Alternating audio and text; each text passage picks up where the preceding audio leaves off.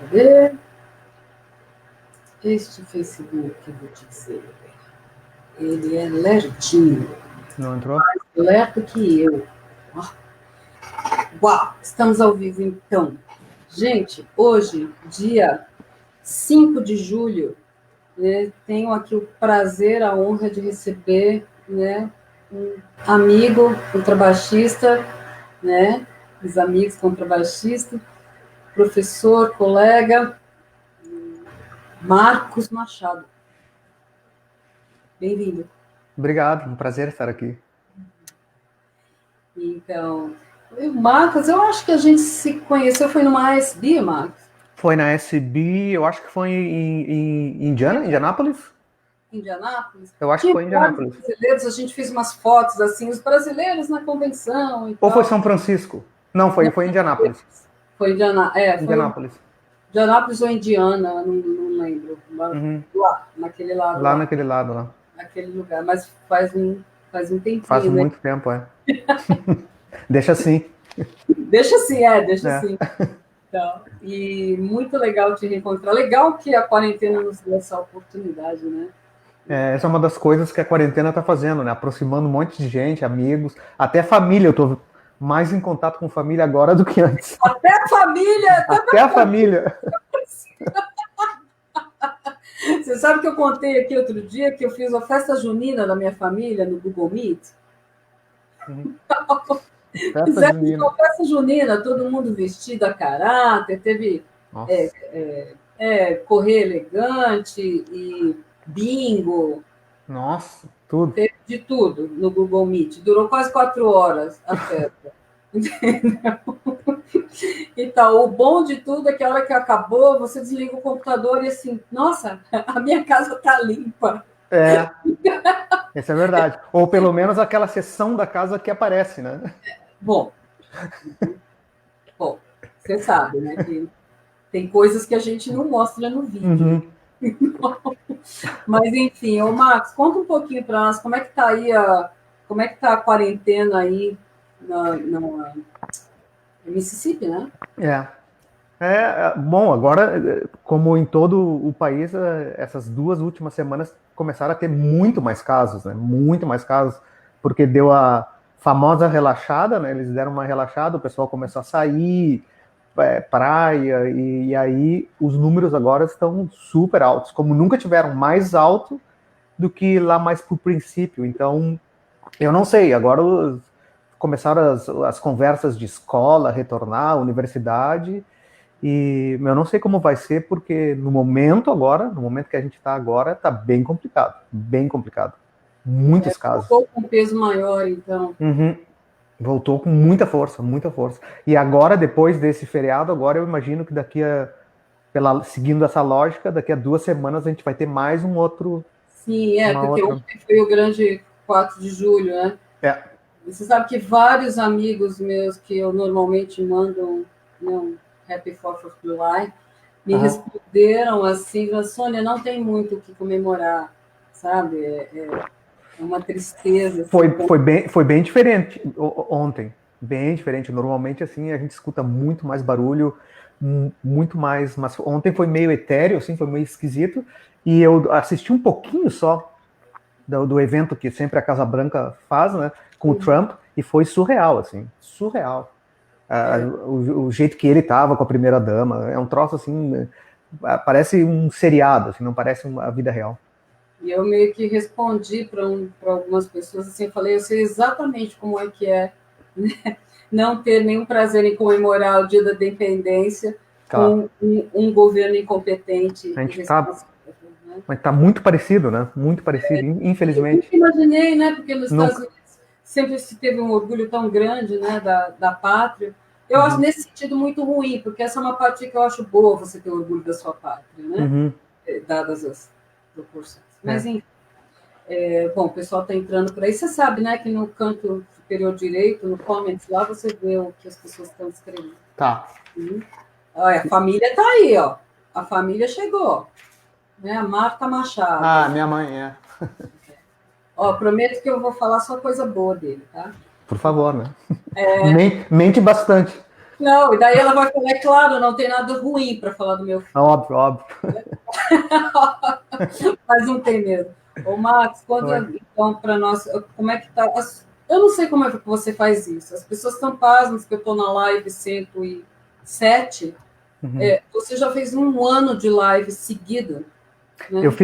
Não era bem lives, era o que eu chamava o leak of the day, a frase do dia. Então, todo dia, normalmente eu tenho a minha rotina, né, que eu acordo super cedo sempre, e pego o contrabaixo, improviso. Então, o que eu comecei a fazer? Eu comecei a gravar esses improvisos, ou alguma coisa que eu queria ler, ou trechos de orquestra, ou leitura de métodos, enfim, tem uma infinidade de coisas. E comecei a postar todo dia. E foi indo um dia, 2 dias, 3. Quando chegou no dia 100, eu me dei conta do que eu estava fazendo, né? E vi que talvez fosse tarde demais para voltar atrás. Continuei adiante, fiz por 365 dias, consegui fazer sem pular um dia. Fiz em hotel, fiz às 3 da manhã antes de viajar, fiz nos horários e nos locais mais esdrúxulos, fiz provando o contrabaixo na Itália com o Gabriele. Eu falei para ele, por favor, pega o meu celular, filma aqui que eu tenho que fazer a postagem do dia. Então foi bastante, mas foi super bacana porque teve gente de todo mundo, né? Então eu recebi comentários da Síria, Irã, Chile, Brasil, toda a parte do mundo, e eu abria para perguntas também. Esse foi o grande erro. Eu abria para perguntas e aí o pessoal começou a perguntar, pode tocar isso, pode tocar aquilo. Então, mais ou menos, eu olhei no meu iPad, tem mais ou menos 1000 vídeos que eu fiz disso, entre as postagens diárias e o cara me pedindo, sei lá, Strauss, tal passagem, ou Bottesini, tal variação. Mas não reclamo, foi super legal, eu me manteve entretido, mas eu não sei se eu faria de novo assim, sequencialmente, assim, 365 dias sem parar. Sim. Sabe que eu te ouço perfeitamente, né? Bom, agora eu já estou traduzindo, né? Eu vou falar I hear you. I hear you. Porque é exatamente, né, o que aconteceu comigo aqui. Eu provavelmente não vou ter... eu quero que a quarentena não dure 365 dias, né? A promessa foi de ficar aqui até que a quarentena se acabe. Então, vamos ver qual que vai ser o meu recorde aqui. Mas, o Alexandre Rosa, da USESP, você conhece? Sim, né? Conheço o Alexandre. Ele está dizendo se você... Bom, são 2 perguntas. Uma, se você está dando aula online e se as gravações que você falou estão disponíveis. Eu estou dando aula online, mas agora tá cheio e uma coisa que eu também aprendi é uma curva, né? A gente está aprendendo essa nova fase, é um monte de aprendizado, que aula online é o dobro ou o triplo do trabalho. Pelo menos da maneira que eu estou fazendo, que eu mando vídeo antes, eu mando uma resposta com vídeos, as partituras com as digitações e o arco, e depois eu encontro. Então, no momento eu estou cheio, está lotado, e quando abrir alguma vaga eu vou postar. Mas mais uma vez, o mais legal disso tudo é que eu tenho alunos de mais ou menos 12 países. Eu tenho aluno de Singapura, eu tenho aluno da Espanha, eu tenho aluno... E eles são conectados pela universidade ou são alunos... Não são alunos da universidade, são alunos que me conhecem de cursos, de festivais, ou pelo próprio Facebook ou internet. E a universidade está com aulas remotas? A universidade termina. Agora a gente está no intervalo, no break, né? Mas durante o final do semestre foram aulas online. Então eu encontrava os meus alunos, né, online, e fazia inclusive o encontro de grupo, todos juntos, também usando o Zoom, né? Mas e a outra pergunta que ele fez é das gravações. Não tão disponíveis. Eu fiz uma compilagem de uns 30 vídeos, eu acho, ou 2 vídeos eu fiz, com mais ou menos 30, 40 vídeos cada um, e tá por aí, tá na minha página, tá também em várias páginas de contrabaixo, mas os vídeos, assim, a sequência inteira não tá disponível, porque, como eu disse, era uma coisa que eu fazia espontaneamente. Tem muitos vídeos que eu tô de pijama tem muito vídeo que é antes do café ainda. Olha, então que tem vídeo que você teve pecado. que tirar, né? Porque deve ter proibido e tal. Falando nisso, e a família tá bem nesse negócio todo? Tá bem, tá bem. Eu tenho a minha mãe mora na praia, né, na costa, em Capão da Canoa. Tá bem, ela tá bem radical, ela, mais radical impossível. Ela tá bem cuidadosa com essa questão de máscara, de esterilizar as compras. E a outra parte da família está em Bagé e também estão seguindo o mesmo protocolo, assim, bastante cuidadoso. Eu tenho aqui família, eu tenho primo que está em Caxias, está todo mundo se cuidando, mas todo mundo tem que fazer a sua parte, né? Não adianta só a gente se cuidar e algum cabeça dura não seguir o protocolo. Bom, e o que mais tem são as cabeças duras, né? Porque quando você tem o principal governante do país agindo contra, né, as indicações dos especialistas, aí fica difícil, né? O momento o pessoal tem que entender que mesmo que tu não tenha nada, tu tá protegendo as outras pessoas, né? Tu não sabe, tem muita gente que nem sabe se tem ou não tem, né? E nunca vai saber, tem muita gente assintomático, né? Muitos casos. Exatamente, muita gente nunca já teve a doença, já está transmitindo e não sabe.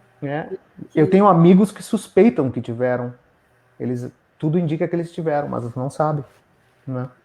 Bom, sabendo ou não, a gente tem que se cuidar, né? Claro. Então, e fala para mim, Marcos, o livro que eu, né, infelizmente está lá na universidade, desde que faz 100 dias que, né, não apareço lá, não pude nem folhear ele de novo antes de falar com você. Mas o seu livro, Tal of Base. Tal Base. Então, foi um sucesso mundial, né?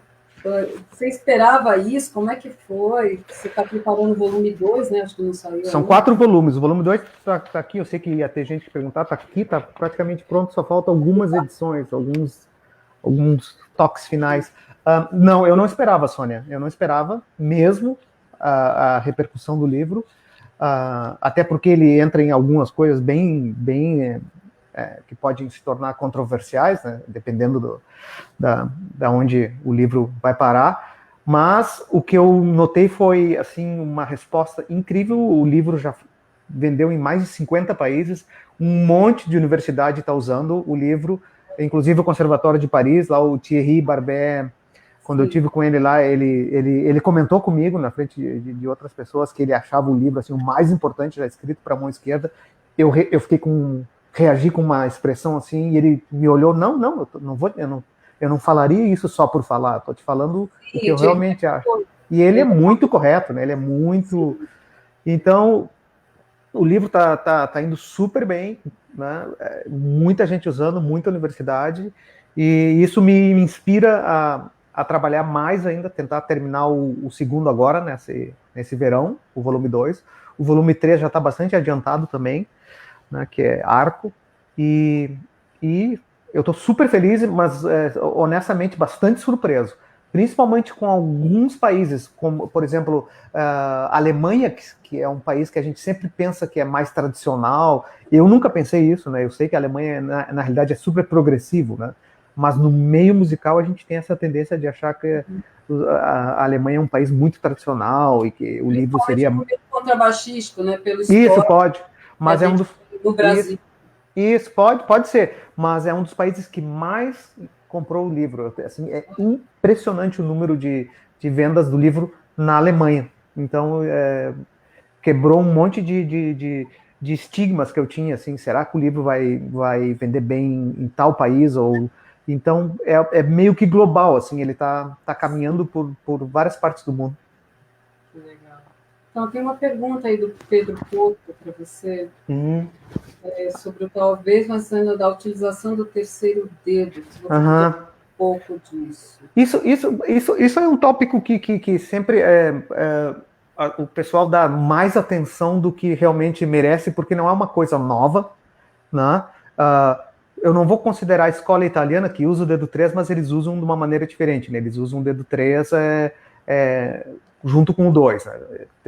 Na escola de 3 dedos na mão esquerda. O dedo 3 usado independente O que eu fiz um sistema, o tal é isso, o tal é um caminho, né? Não, é a jornada. Eu fiz um sistema de tu desenvolver ele de uma maneira que ele fique igual aos outros. Agora, o uso dele, se tu olhar, tem livros do século XIX, como Frank, ou tem o próprio Ludwig Regner, que era um contrabaixista super virtuoso contemporâneo de Bottesini. Ele já usava o dedo 3 e ele dizia que as vantagens de usar o dedo 3 assim, não tinha como negar, e ele vinha de uma escola bastante tradicional. O próprio Warneck, que é um contrabaixista alemão, ele foi professor em Hamburgo por muito tempo, final do século XIX, início do século XX, ele era totalmente a favor dessa técnica. Vários alunos dele vieram para os Estados Unidos em 1906, 1907, vários tocaram em São Francisco, Boston,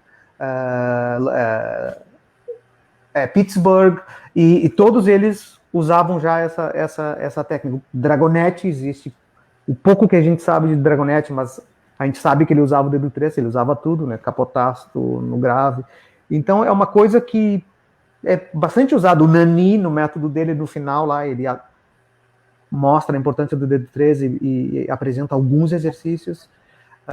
Então é uma técnica bastante antiga e o que eu sempre comento, abre muitas portas, principalmente para a questão de trecho de orquestra. O pessoal acha, isso é coisa de solista. Eu penso exatamente o oposto. Solista, eu posso tocar que nem o Gary Carr, com basicamente um dedo aqui, e se tu é o Gary Carr, vai soar lindo, né? Não são todos. Mas, bem tirado, né? Exato.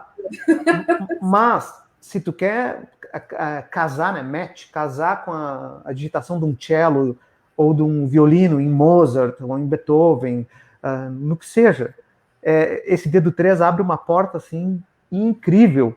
Então, o que eu normalmente nos masterclasses, nas palestras que eu dou, o que eu mais mostro é isso. Eu mostro o uso dele tocando Mozart, tocando Haydn, tocando Beethoven, tocando Strauss, porque aí a gente fica com a mesma lógica de grupos, de grouping, que o violoncelo. Eu consigo fazer o mesmo tipo de articulação, porque as formas, porque o baixista já está no DNA, já tá no DNA a gente fazer síncopa em pontos errados, porque o dedilhado, quando é duplo, né, em um tom ou triplo, ele limita demais. Então eu posso dar 1000 exemplos, até no repertório solístico eu sempre mostro frases tocadas com dedilhado contrabaixístico e frases já soltando um pouco mais, pensando um pouco mais tudo. Então o tal é isso, o 3, eu penso tudo igual, inclusive o vibrato.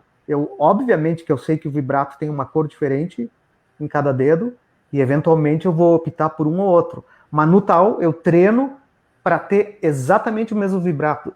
Com o polegar, com o 2, com o 3, eu vou mudar como o Heifetz fazia. O Heifetz ia fazer trio, de acordo com o trio que ele fazia, ele mudava o ângulo do pulso, a inclinação. Então, mais ou menos essa é a abordagem. Usar o dedo 3 naturalmente, mas é todo um sistema, né? O que eu noto normalmente, às vezes a pessoa, vou usar o dedo 3 e quer in the flight, né? On the flight. Na hora ali, botar numa Sinfonia 35 do Mozart ou alguma coisa assim. Aí é muito tarde e perigoso de machucar, né?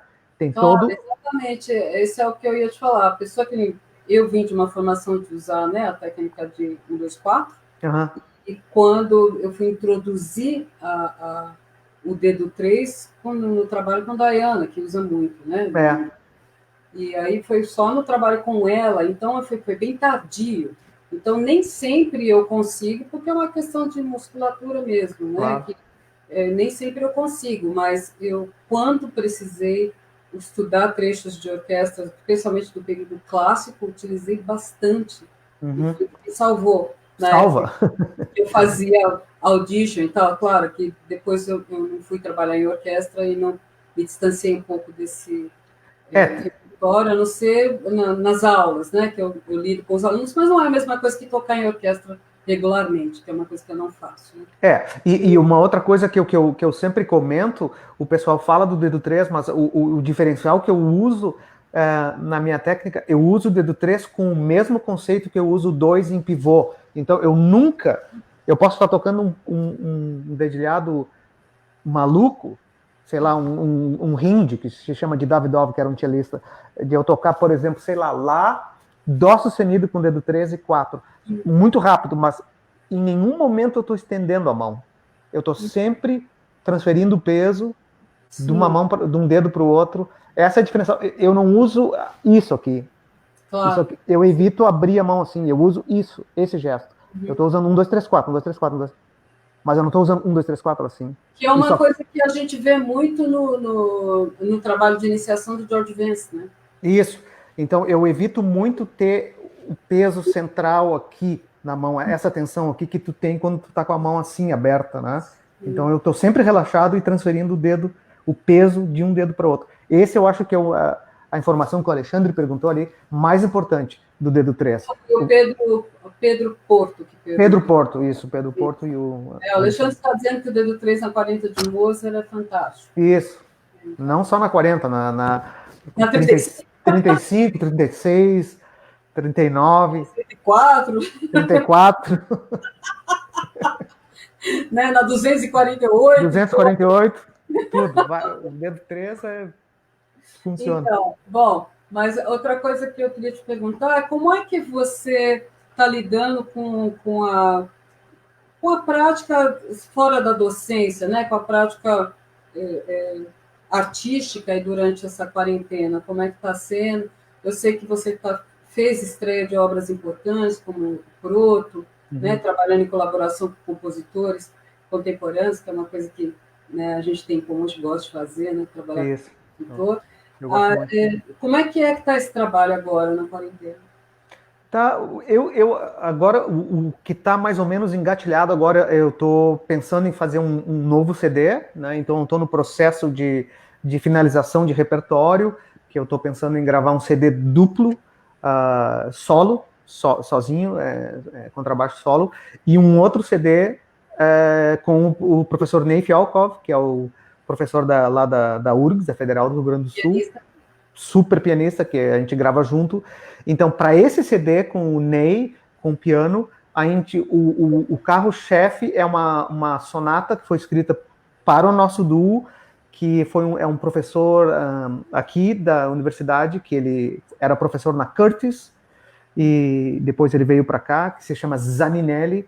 Luigi Zaninelli é um italiano, e ele escreveu uma super obra para nós, lindíssima, uma sonata lindíssima. E eu tive o privilégio de ele esteve aqui em casa várias vezes, tocou, ele é um super pianista também. Eu toquei, mudamos oitavas, mudamos técnicas, então isso aí é uma coisa que está me mantendo bastante ocupado, né? Essa parte de central do CD, que seria essa sonata, e o resto do CD eu fico mudando de ideia, cada dia eu penso em gravar alguma coisa. Esse é um problema que eu tenho, porque tem tanta coisa... Mas você acha tempo para mudar de ideia com tudo isso que você está fazendo? Acho. Eu sou tão fanático pelo instrumento que cada dia eu tô com uma ideia assim de tocar uma coisa diferente. E tem tanta coisa, eu descobri tanta obra muito linda, obras assim muito lindas que não foram gravadas ou que estão esquecidas. Então eu acho que vai ser mais ou menos por esse lado. O centro do CD vai ser essa sonata escrita para o nosso duo, e as outras obras originais para contrabaixo que eu encontrei, fantásticas, que ou nunca foram gravadas, ou eu acho que nenhuma nunca foi gravada. Então eu estou bastante contente com esse projeto. E também tem o projeto do livro, né? Isso aí me mantém bastante ocupado. Eu estou sempre tentando melhorar, tentando ser o mais claro possível no que eu escrevo. Eu tenho essa ansiedade, é um problema que eu tenho, realmente um problema, eu admito. É uma ansiedade de deixar coisas de fora. Eu fico muito nervoso. Eu não vou escrever isso, o pessoal não vai entender. Por exemplo, coisas do livro do volume 2, que trata com muita escala, de uma maneira totalmente nova de tratar de escala. Não tem nada a ver com dedilhado. Aí eu fico pensando, eu deveria escrever isso em várias tonalidades ou não?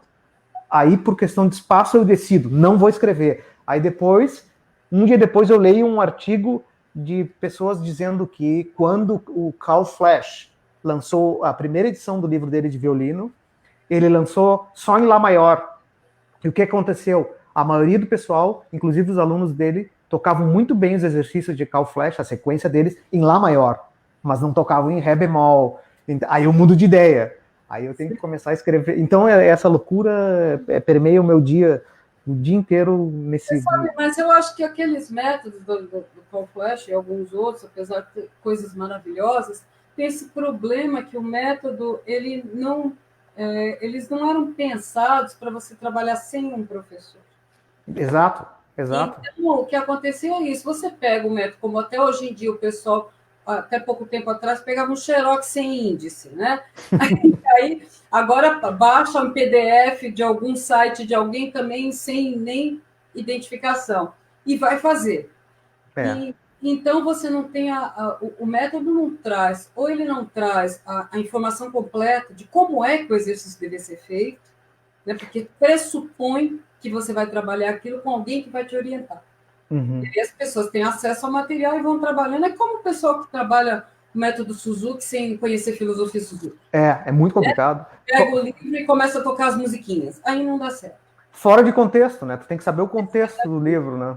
Então, eu imagino que o método hoje, e o que tem muito no seu livro, que eu quero te parabenizar, é que tem texto. Uhum. Precisa ter a orientação, porque hoje em dia você podia até fazer só em uma tonalidade, mas precisa ter aquele texto óbvio, explicando que aquilo é para ser reaplicado em X tonalidade, Exato. ou em X articulações, como o bilhete tinha muito isso, né? Tinha muito.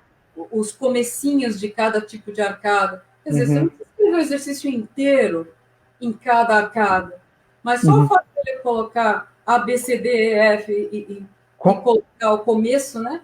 Conscientizar o aluno que tem muito mais. Num exercício tem muito mais do que o próprio exercício. Eu tenho um aluno de doutorado que está fazendo justamente ele está fazendo dentro do tal, ele está pegando um exercício e mostrando tudo o que existe dentro de um exercício, né? Sim. Vários e aí por questões de espaço, né? Até de pedagogia eu limitei, né? Eu escrevi a ideia central e deixo o aluno seguir o seu próprio caminho, né?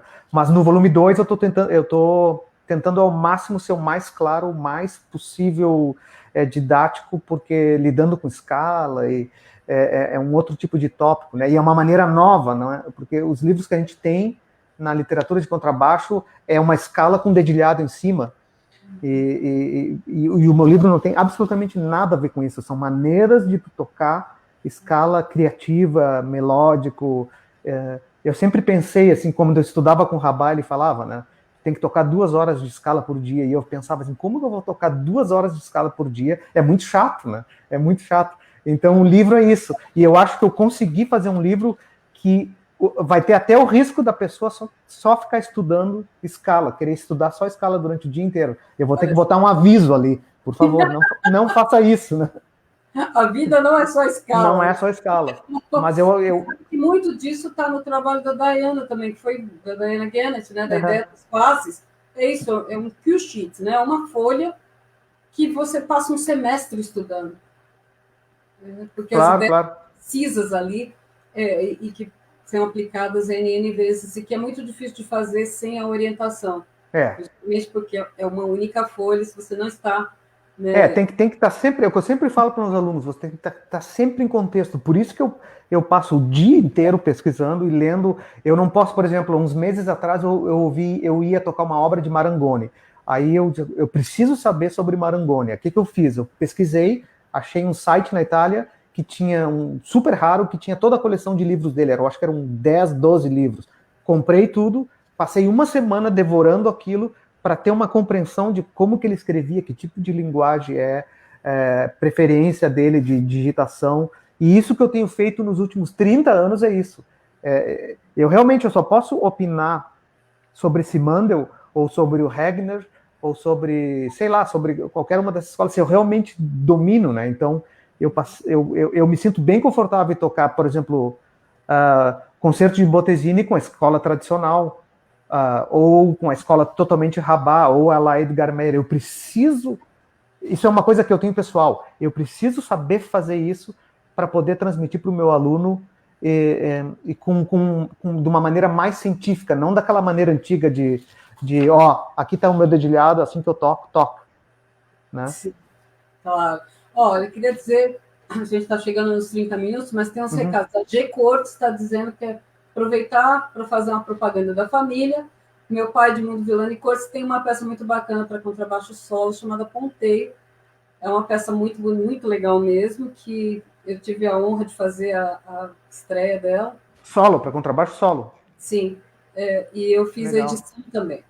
Eu vou querer isso aí, eu vou querer dar uma olhada. Posso mandar, claro. E Odilon, oi, Odilon, Márcia, legal, Márcia tá aí todo dia, cellista, com o nome do Chelas. Aí tem umas pessoas que eu não conheço, mas muito legal vocês estarem aí, Eunice Fernandes, Moisés é um aluno meu, desses alunos online, ele é do Peru. Andréia Brugali. Andréia Brugali é uma prima minha que mora em Caxias do Sul. A família fazendo o Ibope aqui, ó. Brugali. O Marco Tze Juca Valcante. Marco conhece, o contrabaixista. Marco Machado, já falei. Lisel da Costa. Enfim. A Patrícia entrou. Oi, Patrícia. Luiz Monteiro. Admiro muito a paixão e dedicação que colocam na pesquisa e no ensino. Nunca tive ouvido falar de vocês,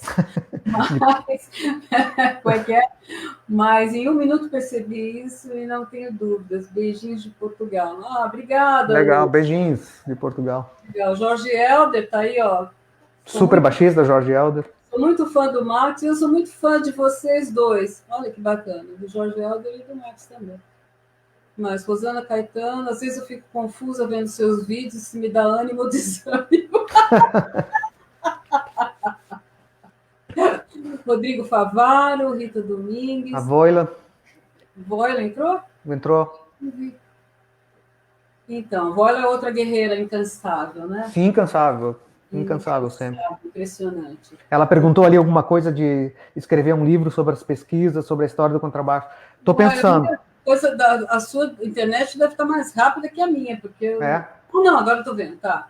Você tem plano de escrever um livro sobre suas pesquisas? Tenho. Ultimamente eu tô bastante obcecado também, como se não bastasse, com o desenvolvimento do contrabaixo aqui nos Estados Unidos, particularmente, e notar que tu pode trace back, tu pode ir para a história do contrabaixo nos Estados Unidos, é totalmente conectada com a escola tcheca, a escola alemã, com a escola francesa. É muito interessante ver todos esses grandes virtuosos, né, no início dos 1905, 1906, até 1940, eles todos vindo para os Estados Unidos e criando as escolas. Então, eu estou bastante obcecado com isso, pesquisando bastante, talvez por questões de espaço e por questões de focar em algo, eu vou fazer um livro sobre isso, sobre a escola de contrabaixo nos Estados Unidos, né, e mostrar a influência tcheca, alemã, francesa, italiana.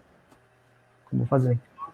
Bom, então, assim, se nesse meio tempo você achar tempo para dormir, né? Espero que você... Pouco, durmo super pouco, Sônia. Durmo super pouco, Uau!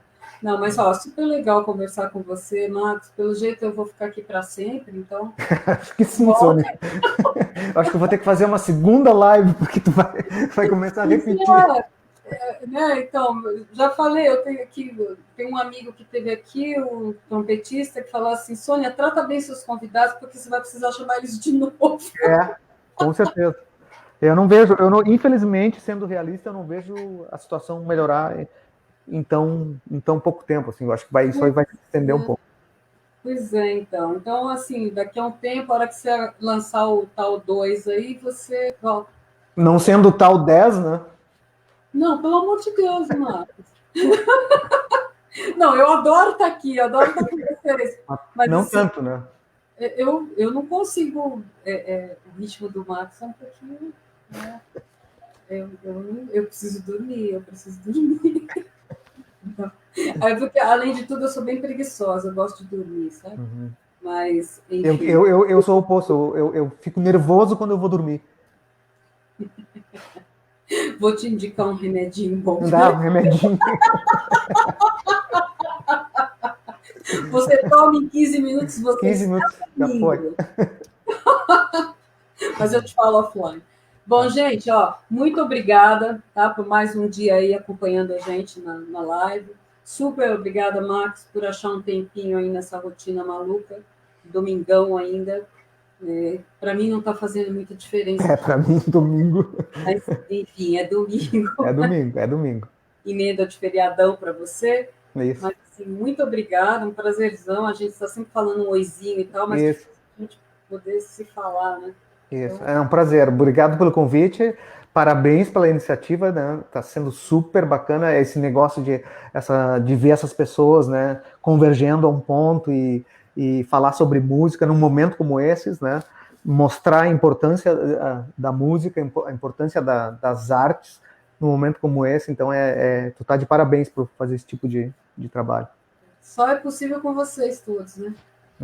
Com os convidados e com as pessoas que assistem, senão não teria sentido. Então, exato. Né, muito obrigada. Eu que agradeço. E, gente, amanhã estamos aqui, então, às 15 horas, né, com a Inê, lá do projeto Grupo da UFRN, discutindo um pouco aí a música dentro do Black Lives Matter, tá? Amanhã. Então, um beijo e até amanhã. Tchau, tchau, tchau. Tchau.